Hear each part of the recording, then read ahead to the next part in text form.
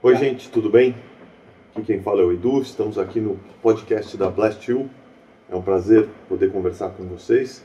Estou aqui na companhia de Marcos Lisboa. Marcos, prazer estar ao teu lado. Bom, a gente queria começar esse bate-papo e eu tenho uma pergunta para você. Marcos, você está nesses últimos anos na academia e parece que você está mais encaixado do que nunca.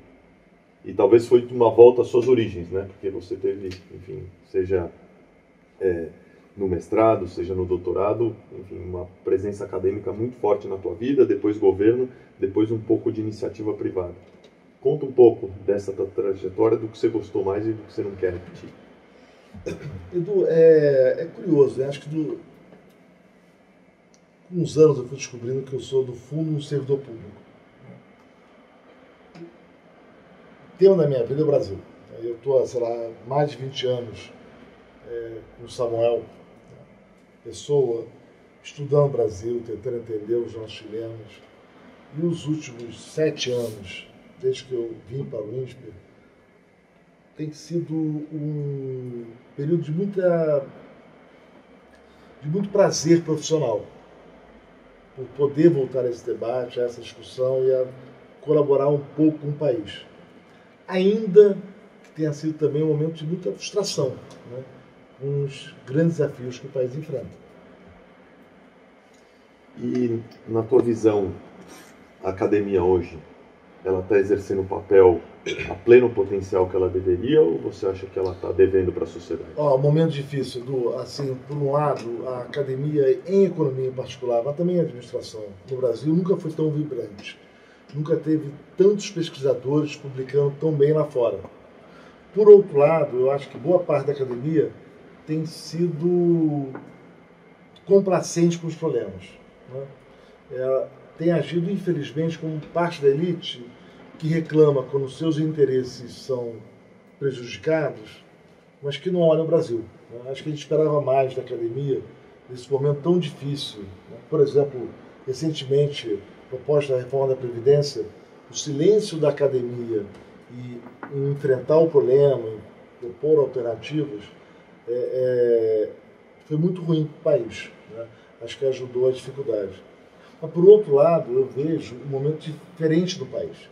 Eu vejo também pessoas do setor privado se engajando na discussão, né? E acho que esse é um pouco a sua história, né? Você está aí né, liderando iniciativas importantes para contribuir para uma renovação na política, né?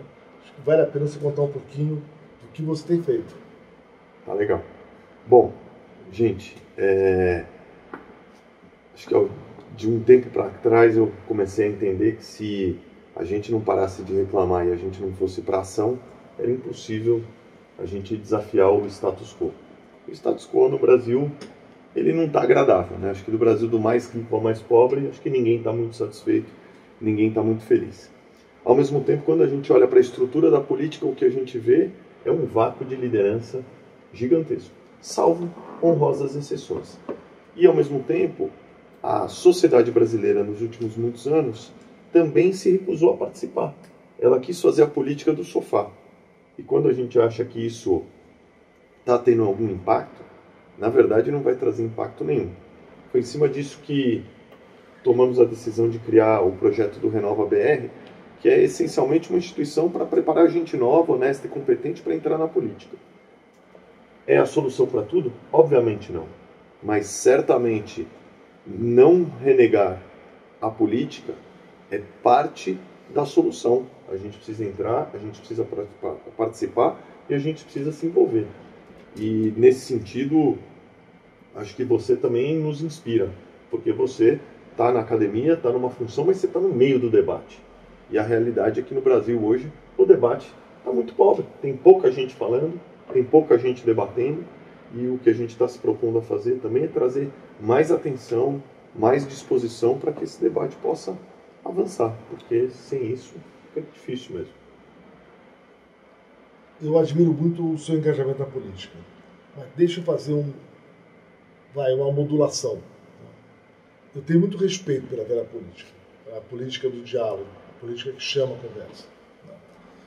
Eu fiquei preocupado um pouco nos tempos recentes, com essa rejeição da política. A política não é um problema. A política é a maneira de resolver os problemas. Ela pode ser bem ou mal conduzida. Vai. Política é como um automóvel. Você pode dirigir para chegar segundo lugar, ou você pode ser responsável. O problema não é a política. E eu acho que a velha política teve momentos muito meritórios. Deixa eu lembrar aqui, lá atrás, primeiro governo Lula, né, a oposição, PSDB, DEM, foram fundamentais para apoiar na aprovação da agenda de reformas. Né? Tenho uma imensa gratidão a quem era oposição naquele momento. Havia diálogo, havia conversa. Por outro lado, a gente também assistiu do governo Fernando Henrique, né, a oposição mesquinha, pequena, oportunista do PT. Né? Que era contra, vai, porque era governo. Mas o país vai ficar pior. Não, tudo bem, vai, é para derrubar o governo. Então vamos ser contra. Lideraram a agenda contra a reforma da Previdência de Fernando Henrique, lideraram também contra a lei de responsabilidade fiscal. A gente assistiu a isso também no governo Dilma, em que, com todas as crises que podem ser feitas, a oposição, naquele caso, apoiou o fim do fator previdenciário, não apoiaram reformas importantes para evitar a recessão. O mesmo ocorreu no governo Temer, que, vamos reconhecer, foi um governo de grandes avanços. A gente pode reclamar da política, né, em alguns momentos, mas a velha política teve um momento importante com o governo Temer, né, e um momento bom para o país. Reformas importantes, evitar a degradação. E, no entanto, a oposição mesquinha e pequena não apoiou uma reforma da Previdência. Pois é, muita gente que foi contra a reforma da Previdência do governo Temer agora está tendo um constrangimento de apoiar uma reforma ainda mais dura do novo governo. Ou pelo menos que façam a meia-culpa e apoiem. Né? Mas eu acho que mais do que a discussão sobre a renovação da política, eu acho que o importante é a renovação do diálogo. Erraram, foram oportunistas, foram mesquinhos. Tem um país que está parado há quase uma década. E se não tiver diálogo, conversa, quem pensa diferente, poder se reunir, falar, vamos ver quais são as pontes em comum, vai ser difícil sair da encrenca em que nós mesmos nos metemos. É verdade. Em cima desse ponto, você acha que o Congresso atual, pelo que você tem sentido, está mais preparado ou menos preparado para carregar o país para onde ele precisa ir? Olha, eu estou preocupado com a falta do diálogo. Né? Eu acho que, pelo menos, temos um presidente do Congresso que conversa com todo mundo. Né? E isso ajuda a agregar. Agora, é preciso que o governo mesmo, os aliados do governo se envolvam na conversa. Está muito difícil conduzir uma agenda de reformas, né, se cada hora cada um fala de um jeito. Se não tem uma agenda, se não tem um propósito, e se ao invés de propor a conversa, o diálogo, se insiste em polarizar, em dividir, em agredir. Vamos sentar e ver, olha, quais são os pontos em comum? Qual é a agenda que consegue reunir, né, que consegue congregar? E vamos começar um passo por vez. Vai? Primeiro Previdência, depois os demais gastos públicos, a questão dos estados. Se tentar botar tudo ao mesmo tempo para a discussão, a conversa fica muito difícil. Certamente vai perder muita coisa no caminho.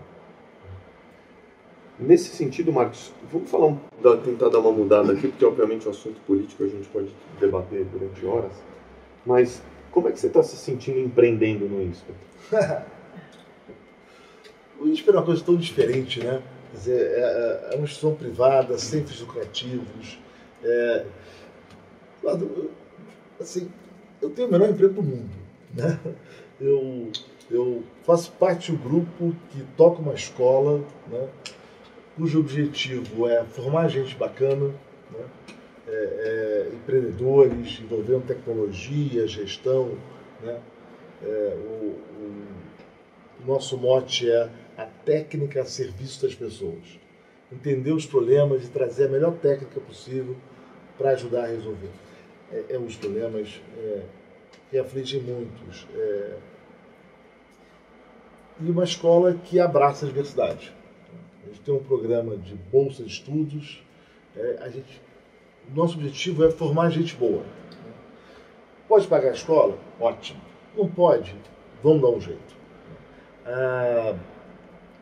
Então tem sido uma experiência incrível, né? E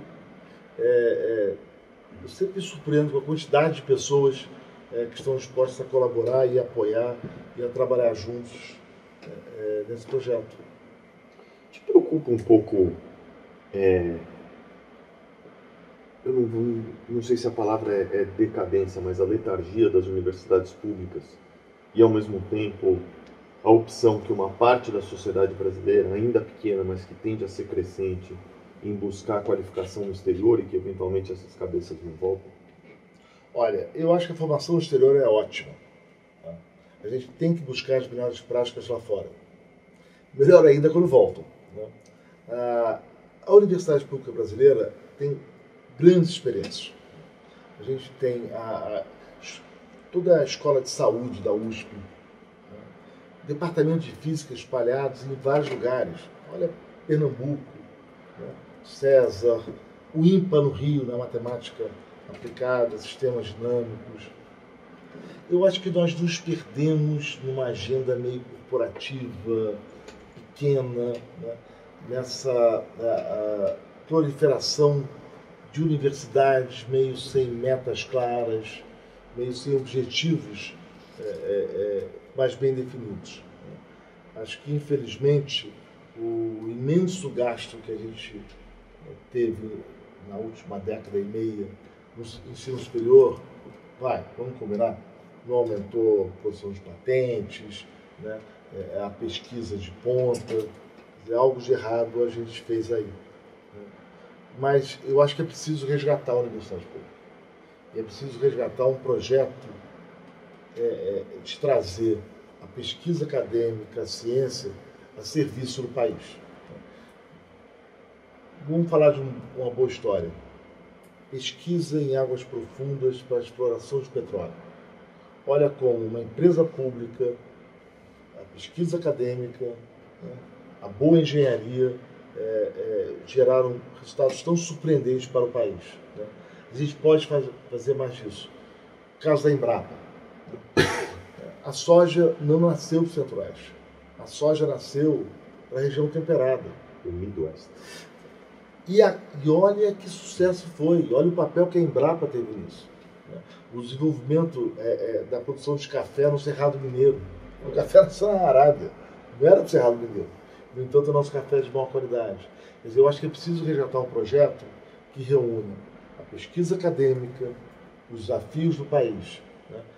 Como é que nós podemos desenvolver vantagens, né? Competitivas para que o país possa voltar a crescer. Ao mesmo tempo, a sensação que eu tenho é que hoje nós estamos com, enfim, um nível recorde de desempregados e que se o país crescer durante 2 anos seguidos ou 3 anos seguidos, nós vamos voltar a ter um apagão de mão de obra. Olha, eu acho que é pior do que isso. Né? A nossa governança atrapalhada do setor público, né, está inviabilizando o desenvolvimento do setor privado. Olha o caos tributário que o país vive. Você foi empresário de muito sucesso por muitos anos. Né? Agora, ainda bem, veio tentar ajudar um pouco mais o debate público. Mas olha o caos que está. Tenta explicar o balanço de uma empresa brasileira no Brasil para o estrangeiro. Ninguém entende a confusão tributária. As normas mudam. É um caos. Né? Quantas empresas estão desistindo do Brasil pela confusão tributária? Hoje, a estrutura tributária brasileira é responsável por parte do nosso atraso econômico e é responsável pelo país crescer pouco. Essa é uma agenda fundamental. Quem vai investir em infraestrutura? Como é que vai investir em energia elétrica num novo porto, num novo aeroporto ou numa nova estrada? Olha o que foi Belo Monte. Olha o caos que nós criamos. Qualquer empresário conhece as dificuldades de iniciar um projeto do zero. Você começa, você põe dinheiro, você investe, você imagina que vai ter que fazer isso, aquilo, aí amanhã aparece alguém e fala assim, não, veja bem, agora tem uma nova contrapartida, agora tem uma nova obrigação, não pode ser, o projeto dura 2, 3 vezes mais que o esperado, né? Os custos são muito maiores que os esperados, aí muda a regra tributária, né? Muda a compensação ambiental, muda a compensação para o transporte. Né? O resultado é um país que não investe em infraestrutura. Então, mesmo que avance uma agenda de reformas, e eu espero que avance como a da Previdência, e venha um recurso exterior para investir no Brasil, o meu receio é que esses recursos sejam essencialmente destinados a comprar o que já existe, né? E que não haja expansão da infraestrutura. Mas se não houver expansão da infraestrutura, o crescimento não vai durar mais que um ano. Você tem razão. E, ao mesmo tempo, uma preocupação que eu acho que ficou dentro desse processo, acho que ficou muito evidente para todos nós, dentro da falta de competitividade do nosso ambiente, complexidade do sistema tributário, dificuldade de compreensão das normas, né? A gente foi cavando um próprio buraco e criando uma esquizofrenia regulatória que é impossível de gerenciar. A grande dúvida, eu acho que você é um cara que consegue pensar de uma forma diferente e eventualmente a gente olhando para outros exemplos, eu não sei que países do mundo saíram desse lugar, talvez o exemplo da Nova Zelândia seja um bom exemplo lá nos anos do Palmer e tal, mas assim, como é que a gente se desenrola do próprio problema que nós criamos para nós mesmos? Bom, eu acho que a boa notícia é o seguinte, a solução está no nosso colo. Quer dizer, e começa pelo diálogo. Por que o governo não monta um grupo de trabalho, reunindo técnicos do IBAMA, do Ministério da Infraestrutura, que tem um ótimo ministro na liderança, né? Reunindo técnicos da Receita, né? Toda a regulação dos seguros que pode ser aperfeiçoada para trazer para o Brasil, que é usado lá fora, seguros de performance, dá mais segurança. Enfim, que envolva os órgãos de controle. Então, assim, olha, quais são os problemas? Como é que nós... Não é uma questão de mais proteção, menos proteção, mais contrapartida, menos contrapartida, a questão é previsibilidade. Quais são as regras do jogo? Como é que eu garanto? Olha, se eu quiser construir uma estrada, as regras são A, B e C, a contrapartida será essa, e você tem segurança que essas regras serão duradouras. Né? Você topa, aí abre o leilão, cria competição. Né? Mas essa agenda que é fundamental, o que não dá é para começar um processo com um determinado conjunto de regras, achando que vai durar algum tempo, e aí ele dura 2, 3 vezes mais, ele custa 4, 5, 6 vezes mais, aí muda a regra depois, aí muda para cá. Um número que eu tenho repetido, que é trágico. Entre o plano real e o fim do governo Dilma, os países emergentes fora da América Latina, e aí não é só Índia e China, tem Vietnã, tem Tailândia, né? Tem o leste, todo o leste europeu, quantidade de impressionantes países. Esses países emergentes, alguns mais pobres que o Brasil, outros com a renda do Brasil, alguns um pouco mais ricos, cresceram 127%. A renda dividida pelos trabalhadores dos países emergentes mais que duplicou entre o plano real e o fim do governo Dilma. Os Estados Unidos cresceram menos. Né? 127% é para os países pobres que estão lá se desenvolvendo, crescendo, né? Mas cresceram 48%. Nada mal. Aumentaram a sua renda em 50%. E o Brasil? 18%. O Brasil ficou para trás. Nós ficamos mais pobres. Nós estamos perdendo o bonde da história. E o pior é que nós estamos perdendo o bonde da história em um país que está envelhecendo muito rápido. Nós tínhamos 9 trabalhadores para cada aposentado, pessoa com mais de 60 anos, há 30 anos atrás. Hoje temos aí 4,5 trabalhadores por aposentado. Vamos ter menos de 4 trabalhadores por aposentado em 2030. Quem vai pagar a conta? O risco é o Brasil ficar um país envelhecido e pobre. a gente tem aí uma última oportunidade de tentar consertar o rumo do país. Mas para isso é preciso enfrentar os problemas e cada um abrir um pouco mão da sua agenda oportunista. A grande questão é a disposição dos grupos de interesse em fazerem isso, porque a discussão da Previdência ela é tão absurda, ela é tão óbvia. Basta você ver taxa de natalidade, basta você ver idade média da população. Não precisa buscar muito o referencial. A gente tem menos filhos, a gente vive mais. E as pessoas continuam se aposentando no mesmo padrão. Eduardo, pior, a aposentadoria é bacana para os mais ricos. E os mais pobres têm a pior. Né? Então, você tem toda razão. A gente está 20 anos atrasado nessa agenda. A gente está discutindo o que o mundo discutiu nos anos 90. Apesar de estarmos discutindo desde os anos 90. Mas a gente foi barrigando o problema, a discussão, como se o problema, se a gente não falar a respeito, ele vai desaparecer. E o pior é que aí não dá para culpar um lado ou outro, né? Tanto a esquerda foi oportunista quanto a direita. A esquerda foi contra a reforma do Fernando Henrique, a direita foi contra, junto com a esquerda, uma aliança peculiar do governo Temer, né? Onde estavam vários aliados do novo governo na discussão da reforma da Previdência do governo Temer. Né? Nunca vi. Né? Tinha uma proposta arrumada, o relatório do deputado Arthur Maia, né? Limpava de todos os temas polêmicos, né? E, no entanto, da academia de esquerda às corporações mais à direita, né? E os políticos mais conservadores, né? Todos ou se omitiram ou foram contra. Né? Agora estão tendo que enfrentar o constrangimento de reconhecer erros do passado. A grande questão é se vai ter resiliência para enfrentar tanta coisa ao mesmo tempo, porque ao mesmo tempo acho que a gente perdeu meio que o tempo, como você falou. O bonde meio que passou e a gente precisa correr atrás dele.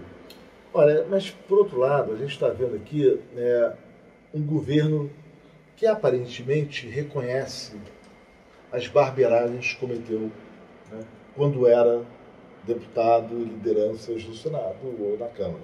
Né? Estão tentando aí, vieram com uma proposta de reforma da Previdência, né, que essencialmente o espírito é mais ou menos o mesmo da reforma original do governo Temer. Né? Quem sabe, né, com o reconhecimento de erros e, sobretudo, né, interrompendo um pouco essa guerrilha de campanha disfuncional, convidando ao diálogo, né, resgatando a boa política da conversa, né, e da construção de solução, quem sabe o país possa iniciar uma agenda de reformas que tire a gente do atoleiro que nós mesmos construímos. Falar um pouquinho de educação. Vamos? Opa, nosso tema predileto. É isso aí. Bom, vou dar um kickoff aqui. Acho que a gente tem duas discussões que roda e elas voltam no ideário e acho que no imaginário da população brasileira, que são duas questões que, se a gente resolver, nossos problemas estão resolvidos. Corrupção e educação. Quando a gente olha para os anos 50 e 60, a Coreia tinha índices de educação, eu não vou falar do Brasil, muito inferiores ao da Argentina e da Uruguai. E Argentina e Uruguai continuam mais ou menos onde estavam, ou na margem piores ou na margem melhores, e a Coreia virou, enfim, uma potência. Educação, quando você não constrói outras bases, é a solução de fato? Eu acho que é uma parte fundamental da solução, né, por várias razões. Quer dizer, a educação é parte da cidadania, né, do direito das pessoas. E a gente sabe como a educação ela tem uma importância desde cedo. As crianças que interagem mais com adultos, têm acesso a conversas com mais vocabulário, né? 3 anos, 5 anos, 7 anos, entram muito melhor no ensino fundamental. Então, a política pública tem que cuidar da criança desde cedo, tem que ajudar os pais a cuidar das crianças. Construir repertório. Construir repertório. E esse repertório, ele tem uma etapa fundamental nos primeiros anos de escola. Aprender matemática e português, linguagem, vocabulário, capacidade analítica. E aí o Brasil deve muito. Apesar de nós termos tido um aumento impressionante da escolaridade após a Constituição, a qualidade do nosso ensino é lamentável. E não é por falta de recursos. Temos várias redes municipais em cidades muito pobres, com muito pouco dinheiro, com resultados ótimos. E temos cidades ricas, imensas, com gastos muito maiores de educação e resultados pífios.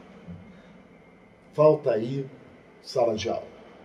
Falta professor na sala de aula, técnica de ensino. Nós descuidamos do básico. Né? Ensinar tem técnica. Como é que você ensina a escrever? Raciocínio matemático. Fração. Aprender na idade certa. E a boa gestão da sala de aula, a gente sabe, começa com um grande diretor. E garantir que as escolas tenham bons diretores requer a gestão da rede pública de educação. Nós descuidamos disso. Infelizmente, a sociedade que descobriu o valor da educação tarde demais, mas descobriu. Hoje o Brasil gasta mais com educação do que muitos países semelhantes, com resultados muito melhores. Ou países da OCDE. Ou países da OCDE. Né? Nós demos dinheiro, mas não cobramos resultados. Não cobramos gestão. Então nós temos um trabalho imenso a fazer. E isso é fundamental para garantir que as próximas gerações tenham uma qualidade de vida melhor do que o que nós proporcionamos para os jovens que estão aí sofrendo nesse país com pouco emprego, pouca qualidade de trabalho e com as dificuldades que o país atravessa. Eu acho que o nosso modelo educacional é o modelo mais injusto do mundo. A partir do momento em que a gente, dentro do ensino público, a gente acha que despejar dinheiro é a resolução, sem ter objetivo, cumprimento de foco, fazer o mínimo. Não tem currículo mínimo. A gente está tendo que agora discutir ter um currículo mínimo de educação, um tema que é pacificado nos quase todos os países do mundo. Claro. Demorou 20 anos para o Brasil entender isso. Ainda com muita restrição, porque diz que elimina a liberdade de cátedra, você vai dizer para o professor o que ele tem que ensinar. Quer dizer, um monte de inverdades. Ao mesmo tempo, as próprias faculdades de educação, e aí acho que é um ponto que vocês têm prestado bastante atenção, as próprias faculdades de educação estão muito pouco focadas em didática. Né? Como é que ensina o aluno, de que forma você mantém uma sala de aula com um grau de comparecimento e adesão alto, qual o papel do professor, se ele é mais um tutor ou ele é o monopolista do conhecimento.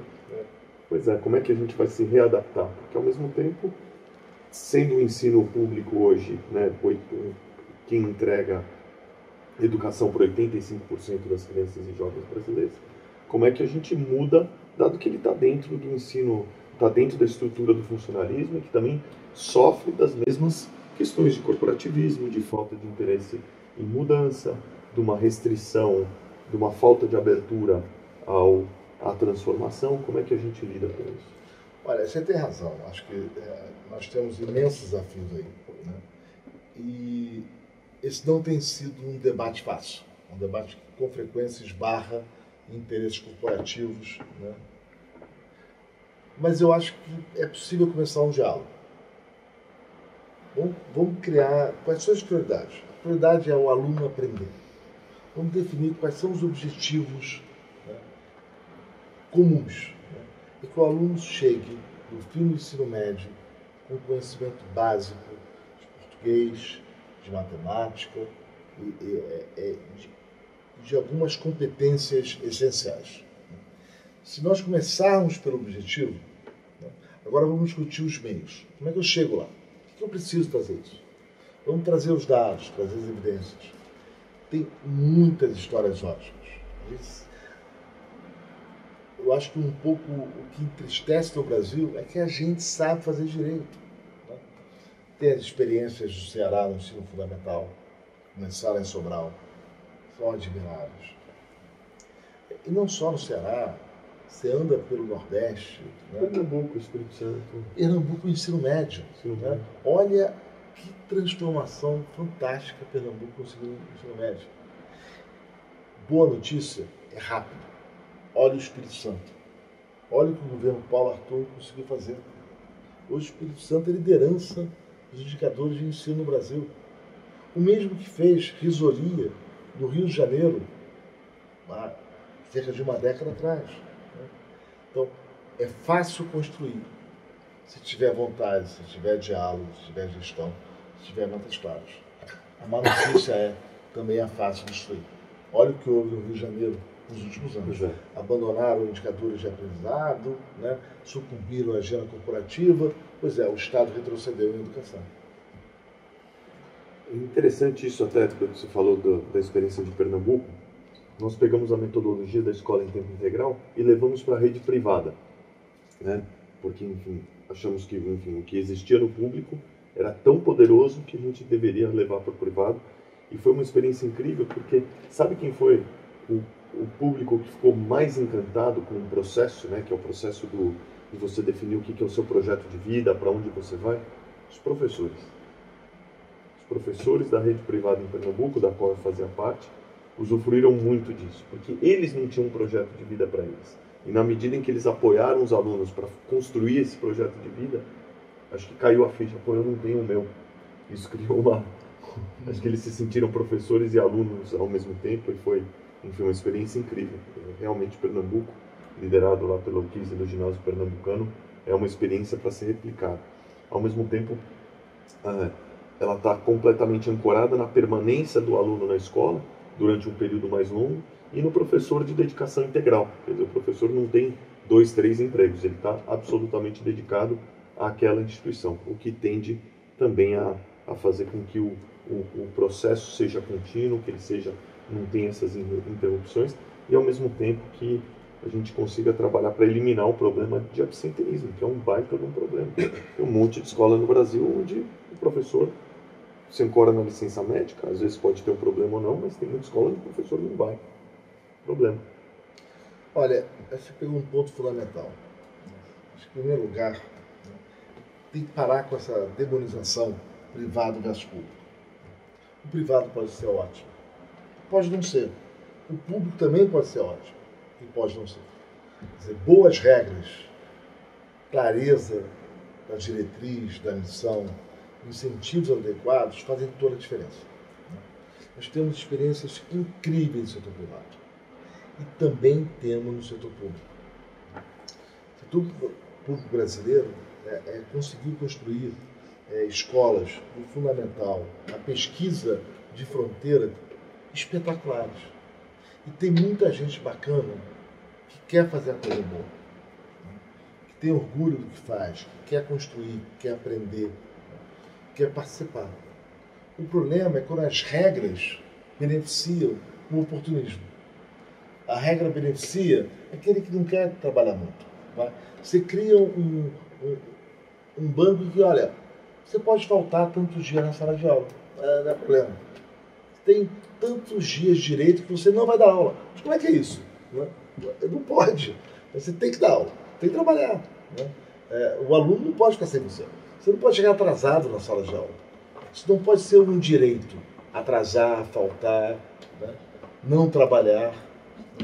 É claro que tem casos de doença que você comunica, você trabalha. Você tem que ser responsável pelo aprendizado dos alunos. E se isso é construído de uma maneira adequada, boa, você é parte da solução.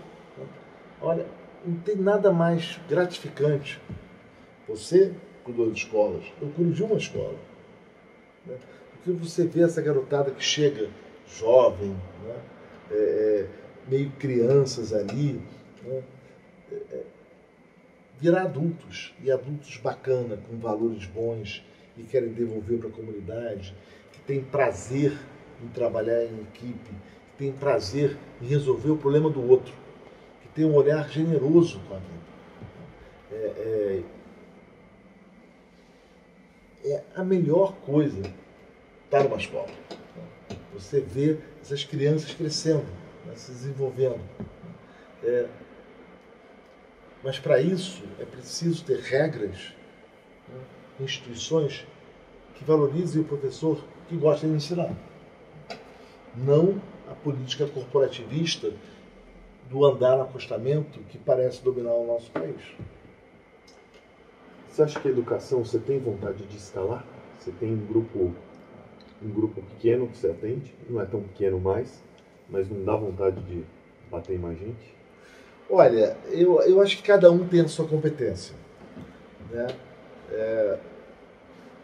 A nossa é ajudar o debate público, é formar pessoas com essa vocação para empreender, para encontrar soluções para o outro. Seja no mundo privado, tecnologia, política pública. Agora, nós temos a nossa missão é ajudar o Brasil. E nós vamos colaborar com todos que queiram fazer isso. Então, tudo que nós aprendemos, tudo que nós desenvolvemos, que alguém acha que vale a pena ser compartilhado, nós faremos. Escolas do setor privado, né? Eu fico muito feliz quando batem lá, escolas do setor privado. Pô, como é que vocês fizeram com engenharia? Que programa é esse? Como é que vocês fazem ensino? Vocês desenvolveram material didático? Compartilha com o maior prazer. Setor público. A gente tem um programa que está ficando grande em políticas públicas. Né? Não existia na escola há 2 anos. Hoje, esse ano, devemos ter 1.000 alunos, né, em políticas públicas. Né? Servidor público, todos com bolsa. Todos com bolsa. Né? A nossa missão é contribuir, é colaborar. E, em particular, com o setor público. Seja diretamente formando gente, seja contribuindo para o debate para melhorar o ambiente de negócios, avaliar políticas públicas, né, melhorar a eficácia do que acontece. Então, o que nós podemos colaborar para que outros possam multiplicar esse efeito, vai ser, para nós, é parte da nossa obrigação. Edu, conta um pouco aí, como é que foi essa passagem? Quer dizer, como é que foi essa transição de ser um empresário de incrível sucesso, né? Numa área que surpreendeu, né, em educação, e migrar para o debate sobre política pública? Bom, primeiro não acho que é tanto sucesso assim, não. Acho que teve muita coisa que podia ter dado errado, mas felizmente no final quando a gente fecha o ciclo, acho que ele acabou dando mais certo do que errado, mas eu aprendi demais nesse processo e vi que tinha muita coisa que eu achava que eu tinha condição, que eu tinha noção, que eu tinha capacidade, que eu não tinha nenhuma capacidade.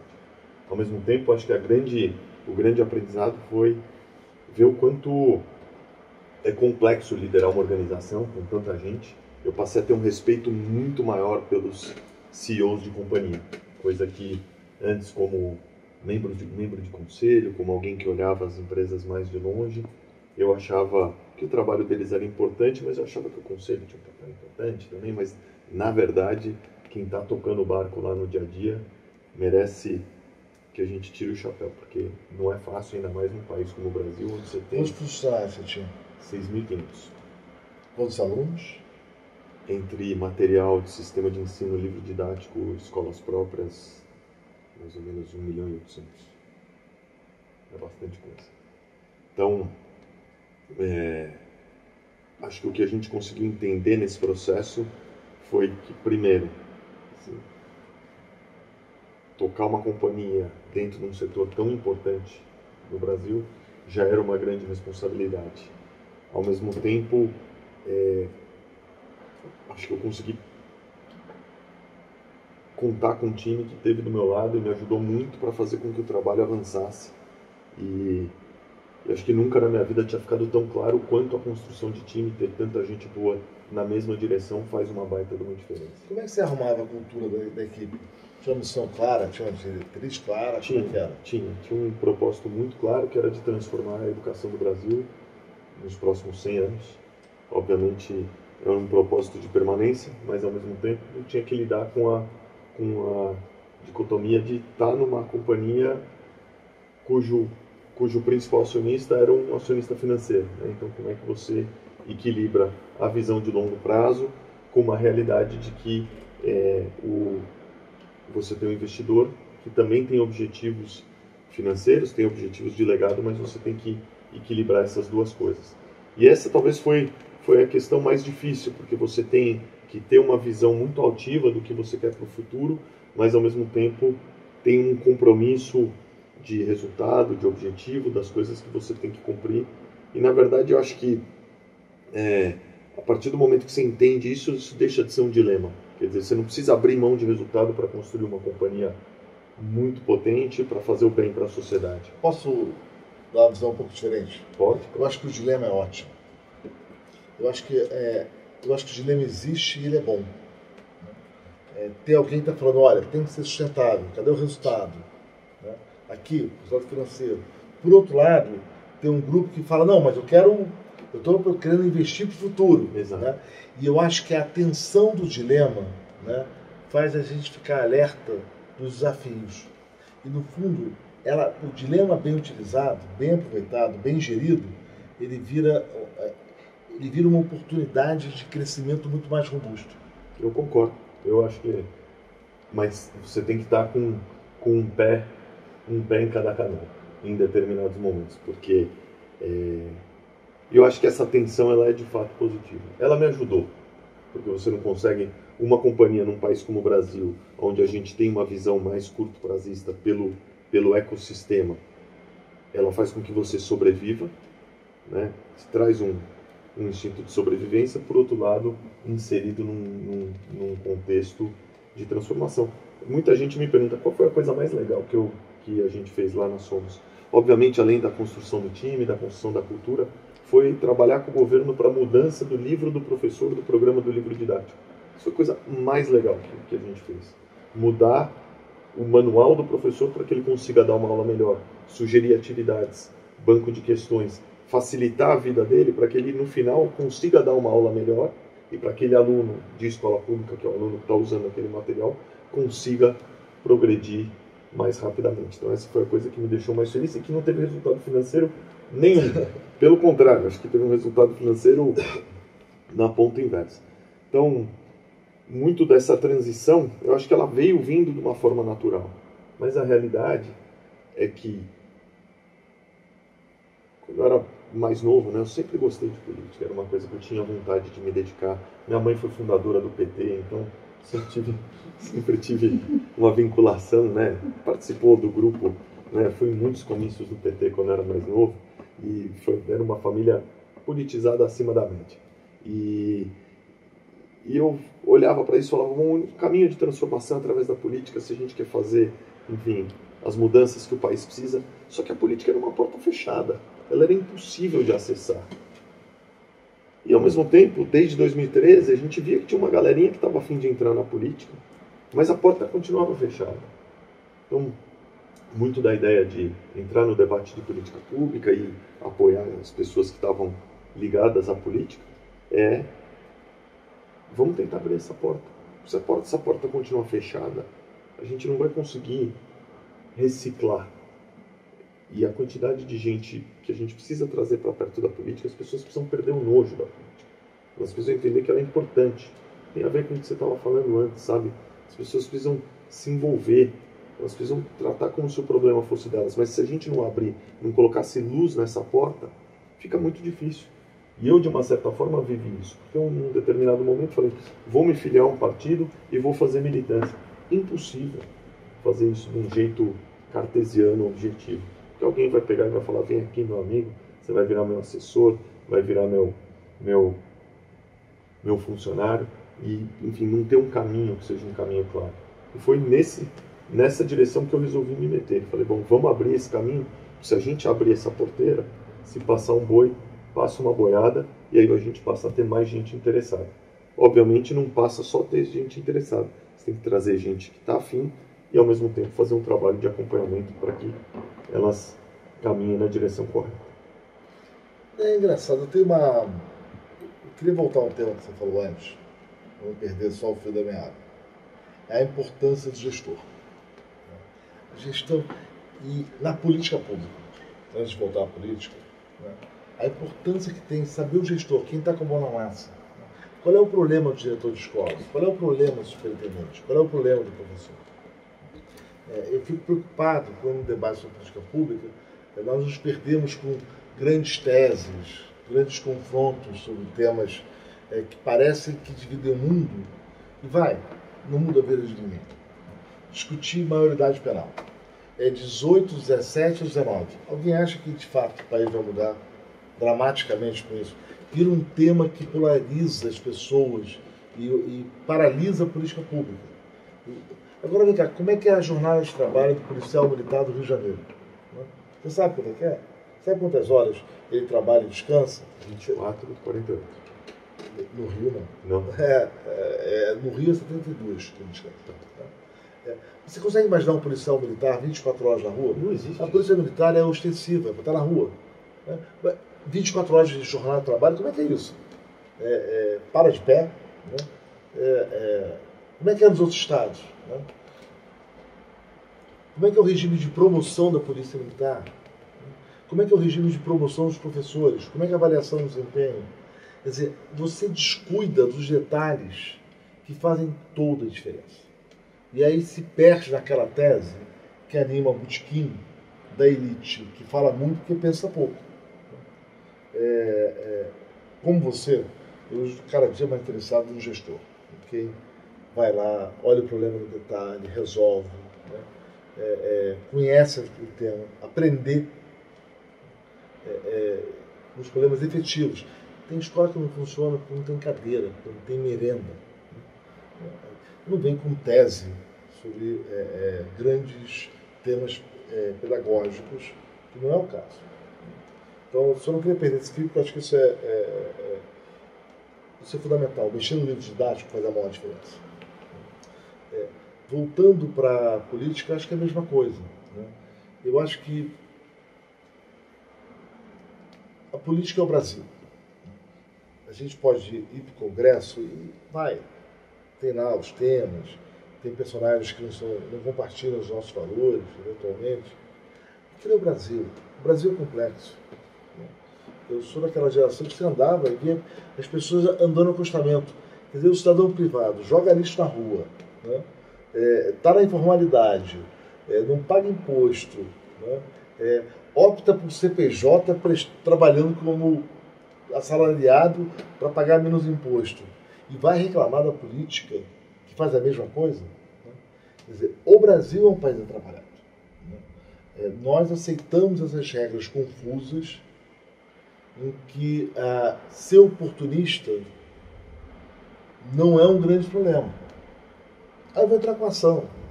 Mas você está errado. Não, mas tudo bem, mas é o meu direito. Eu entro. Se eu perder, perdi.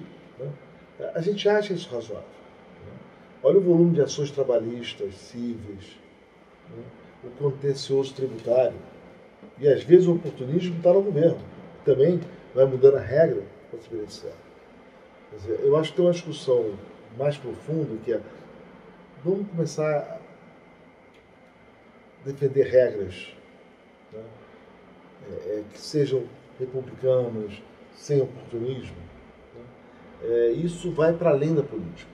O problema não está na política. O problema está no país. Você acha que é uma questão de mindset? Eu acho que é uma questão de uma sociedade que aceitou regras de instituições que viabilizam o oportunismo. As pessoas ficam um pouco indignadas com quem anda no acostamento, com quem está na informalidade. Você anda na Augusta e está lá o sujeito vendendo DVD falsificado. Eu moro em São Paulo há 13 anos. Há 13 anos vende CD na Augusta, né, perto da Faria Lima, falsificado. Vem cá, ninguém sabe, ninguém vê. Edu, você teve muito sucesso no seu privado. É claro que de fora as coisas parecem mais fáceis do que são. Quem conhece os meandros, né, conhece os detalhes, sabe que é sempre mais difícil, tem muito mais caminhos cruzados do que parece à distância. Você conseguiu. Né? Muito jovem você conseguiu isso. E depois de ter conseguido tudo isso, você resolve começar uma nova encrenca, numa área nova, que é contribuir com a política. Eu acho que é o grande benefício de ter, enfim, uma combinação de sorte com um pouco de competência e, enfim, trabalhar com gente muito boa, é poder estar nessa posição com 42 anos, quando a gente ainda tem muita energia, muita vontade de fazer diferente. E meu avô veio para cá em 1928. Ele veio de onde? Do Líbano. E eu vi muitas pessoas que eu conheço desistindo do Brasil. Não, o Brasil não tem jeito, então vou resolver minha vida em Miami ou em Lisboa, né? Mas, pô, acho que a solução não está muito por aí. Né? Acho que é um caminho fácil. Certamente quando meu avô veio para cá, não foi com a premissa de que eu iria embora tão rapidamente. Né? Então, de uma certa forma, para honrar a decisão dos antepassados que vieram, porque eu acho que as pessoas vieram para cá em condições muito adversas, muito difíceis. Minha família é uma história de imigração no fim do século XIX e do século XX.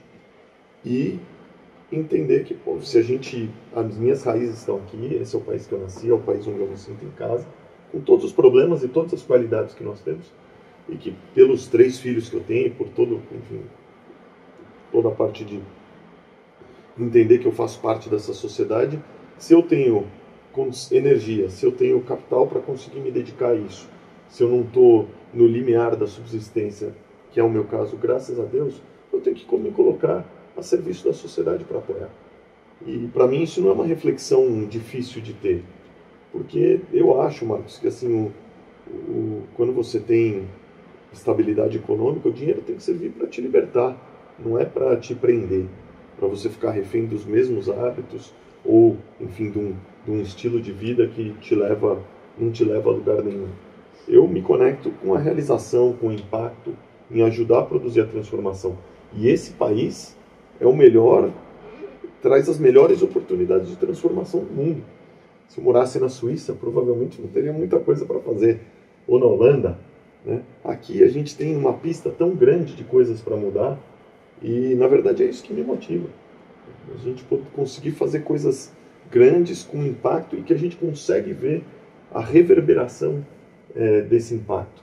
Então, quando houve essa oportunidade ou a ideia de criar o Renova, se a gente conseguir ajudar a preparar a gente e trazer gente melhor para a política, isso vai ter um impacto no tempo. E a sociedade vai se beneficiar.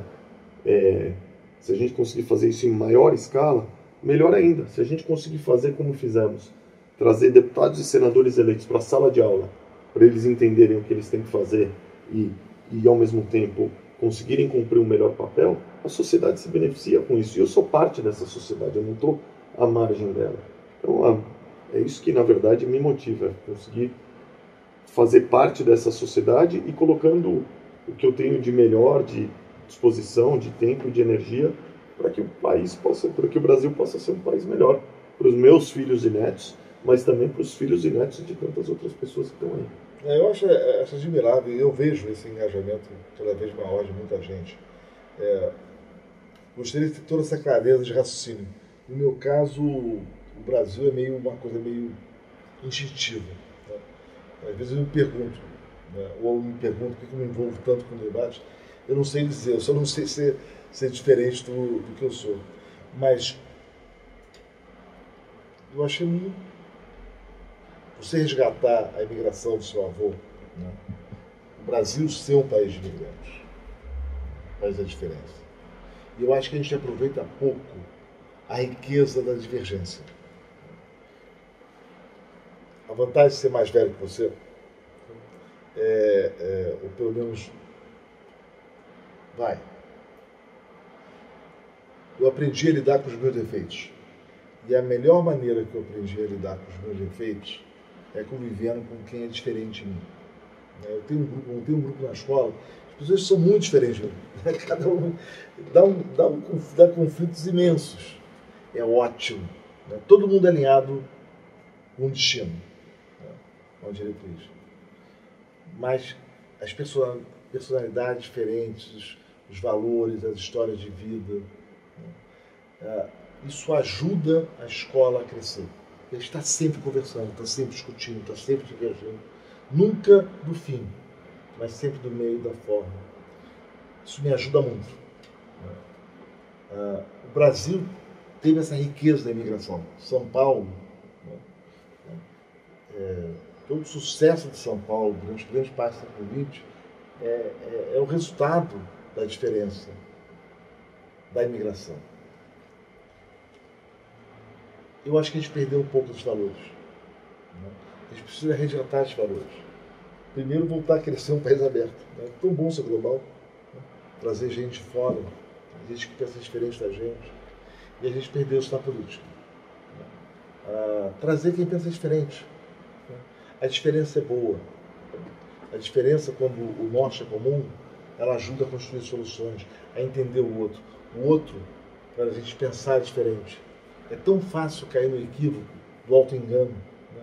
Nada melhor para você se perder no caminho do que ser Antônio falando com Antônio. Você fala com o espelho, Narciso se perde na sua loucura. Quando vê alguém diferente, fala, você já pensou daquela maneira? Eu acho que a gente devia abraçar mais a diversidade e abraçar mais o resgate desse país de imigrantes e que com isso conseguiu sua força. Concordo com você.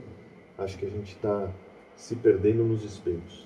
A sociedade brasileira se acostumou a falar com ela mesma. E nós não falamos com os nossos próprios iguais. E acho que a partir daí a gente está se pautando pelas diferenças. E não pelo que nos une. O que uniu todos esses imigrantes vindo para cá? A chance de prosperidade. A chance de uma vida melhor. E no final, dentro da política, dentro da sociedade, é o que todo mundo quer. Um país melhor e uma vida melhor. Eu acho que os imigrantes foram mais bonitos do que isso. Porque o imigrante que veio como seu avô, como pai da minha mulher, que também é o primo pobre, veio da Palestina, eles não vinham esperando prosperidade para si. A vida era muito mais difícil. Eles queriam uma vida melhor para os filhos. Era uma busca pela prosperidade, pela generosidade. Eles abriram mão da família, da língua, da terra que era conhecida, para que os filhos pudessem ter uma vida melhor. Eu acho que eles conseguissem resgatar esse sentimento dos imigrantes generosos, preocupados com as próximas gerações, a gente ia dar saltos imensos no debate político do Brasil atual. Sem dúvida. Edu, que ideia você teve de oferecer cursos e programas para jovens políticos ou políticos recém-eleitos? A gente percebeu, Marcos, que qualificação no Brasil é um problema, de um modo geral. E muitas vezes tem gente que, enfim, se coloca como muito bons candidatos, com histórias de vida interessantes, mas que, após eleitos, chegam lá e não têm a menor ideia do que tem para fazer. Não sabem competência entre poderes, não sabem qual é o papel do deputado. Aliás, essa é uma desinformação geral na nossa sociedade. Se você chegar numa instituição, numa escola, no ensino médio, e fizesse uma pergunta para os alunos entre divisão de poderes e competências, eu acho que poucos alunos vão conseguir te responder. Então, esse é um problema estrutural. E nos políticos eleitos, esse problema está mais do que presente. Então, a gente entendeu que era importante dar um passo para trás. Tá bom? Legal, bonitão. Você foi eleito, parabéns. Isso é muito bacana. Agora, como é que você vai cumprir um bom trabalho? São 513 deputados, 81 senadores. Como é que dentro dessa massa de gente você vai conseguir executar um bom papel? E entender qual é o ferramental que eles precisam para executar um bom trabalho. E isso foi uma coisa legal, porque a gente teve a oportunidade de trabalhar junto ali formalmente pela primeira vez. Foi fundamental. Vamos perguntar para eles o que vocês acham que vocês precisam e vamos entender, para quem está na política há mais tempo, qual é a caixa de ferramentas importante para você ser um bom deputado ou um bom senador. A realidade é que A gente sabe, um deputado no Brasil custa caro, né? Não ele como salarialmente, porque nem é esse o problema, mas a estrutura para servi-lo custa caro. Um deputado que não está fazendo um bom trabalho, proporcionalmente custa mais caro ainda, porque ele está, enfim, não está desempenhando bem seu papel. Então a gente entendeu que isso é importante. E ao mesmo tempo, a gente acho que também conseguiu entender que tinha uma propensão dessa turma que estava chegando também a reconhecer o que não sabe, o que é uma evolução. Porque historicamente, você se tornar deputado ou senador, por si só já deveria se bastar. Não preciso aprender nada, já cheguei aqui. Mas a realidade é que quando você sai do lugar do candidato e você vai do lugar do político, onde você tem que ter capacidade de negociar, articular, convencer as pessoas, entender o que é prioritário, focar, as pessoas não tinham essa bagagem. Eu acho que nisso foi um compromisso de entrega que eu acho que a gente fez um ótimo papel. Entender o que é um mandato eficaz, o que você pode fazer para, de fato, fazer a diferença e não ficar perdido em mídia social, achando que o trabalho de um deputado é ficar fazendo vídeo, ficar fazendo post no Instagram. Não, tem muito trabalho além disso. E o momento da política brasileira, eu acho que requer ainda mais seriedade, ainda mais competência, porque a gente tem uma agenda aí super carregada. Mas nesse aspecto de fazer vídeo, tirar foto, vamos combinar que o país todo é atrapalhado nisso. Né? Eu vejo volta e meia as pessoas com um prato ótimo na frente, tirando foto enquanto o prato esfria. Né? É uma perversão, assim, uma coisa atrapalhada de valores. Sabe que eu tenho realmente o maior respeito pela política. Acho que a política, para mim, representa os interesses do país. Com a sua complexidade, com a sua diversidade, com as suas perversidades, é da vida. Tá? A vida é assim. Eu acho que o nosso papel é ajudar a dar os dados, né? As consequências, a estimar os impactos. Não cabe a nós técnicos fazer escolhas. A gente é meio como médico. Olha, se você cuidar da saúde, andar todos os dias de manhã, alimentação assim, vai melhorar o seu colesterol, fazer isso, fazer aquilo. Agora, a escolha é sua. Né? A gente diz as consequências, né, das diversas escolhas e das opções. Né? A gente é muito mais o mordomo, né, da velha casa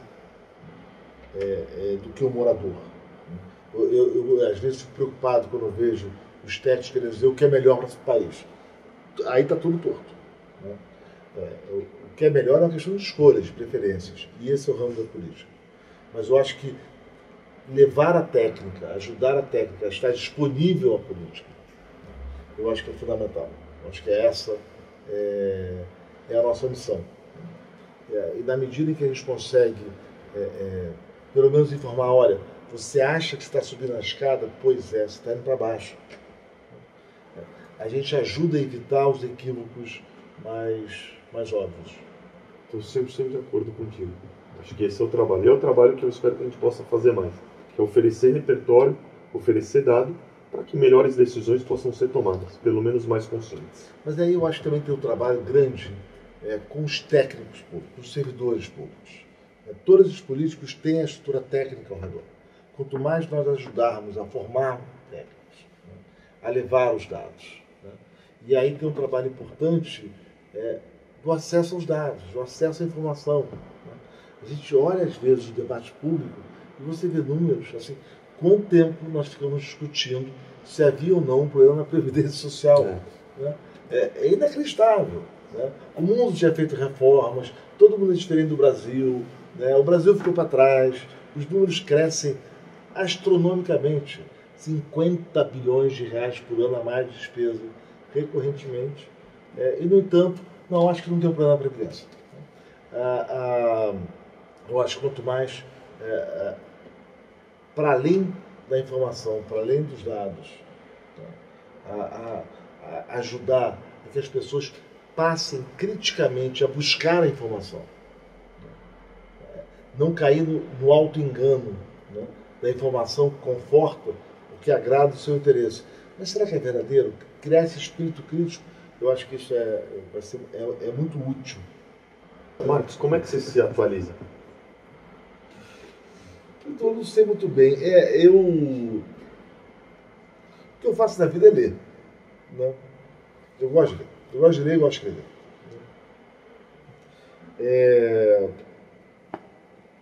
Igual desenho. Né? Mas é o que eu faço na vida. Né? Então, e nunca foi uma coisa muito organizada na minha vida. Então, eu trabalho numa mesa imensa, está sempre lotada de livros, mais aleatórios e arbitrários possíveis. Gostaria de livros de física, de história, uma biografia, uma literatura. E eu tenho uma maneira engraçada de ler, porque não é muito sistemática, mas eu vou sempre enquadrando as histórias. Então, estou lendo, sei lá, sobre Thomas Jefferson, Madison, aí eu encaixo com a história do John Marshall, né? E aí eu faço a analogia com o desenvolvimento da jurisprudência do Brasil. É como se fosse um grande castelo, que as histórias vão se somando. E eu adoro escrever, porque quando eu vou escrever, eu gosto muito de juntar as histórias. E aí eu vou preenchendo, né, os pontos soltos, aquelas coisas que eu li de maneira aleatória, né, na física, na matemática, no que quer que seja, ou na música. Né? Eu trabalho ouvindo música também.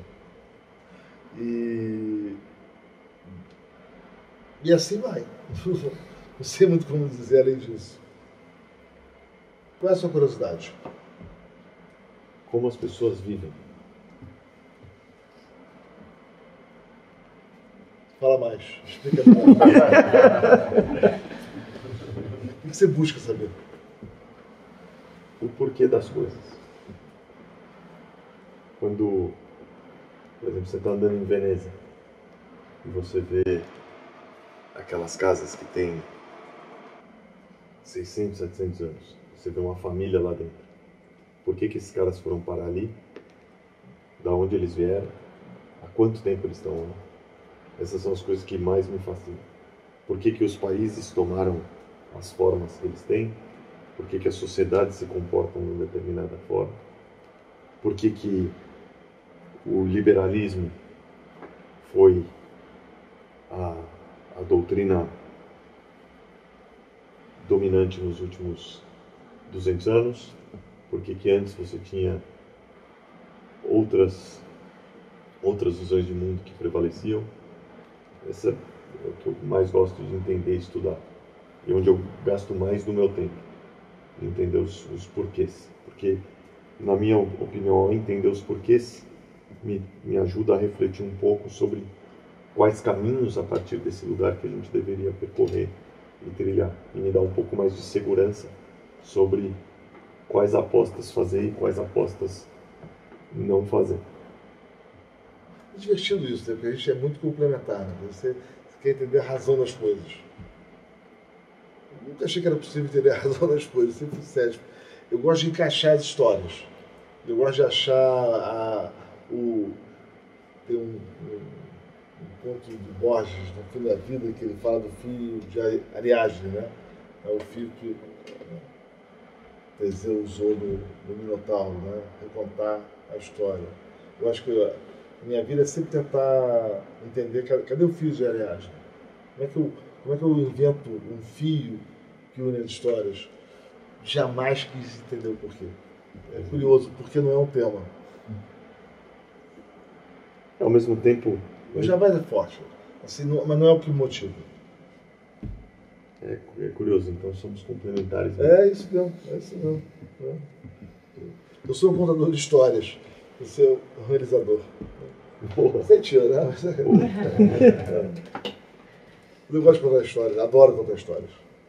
E para contar histórias eu tenho que construir a história. Eu construo a história, eu sou escritor frustrado, então eu construo a história por meio dos outros. Pode ser a história, pode ser a economia, pode ser a física, a matemática. Por isso que eu adoro mesmo é contar história. Porque eu adoro ouvir história. Isso, Maria, isso aqui está parecendo o fim do Casablanca. Bom, gente, esse foi o nosso podcast. Obrigado a todos vocês que nos assistiram.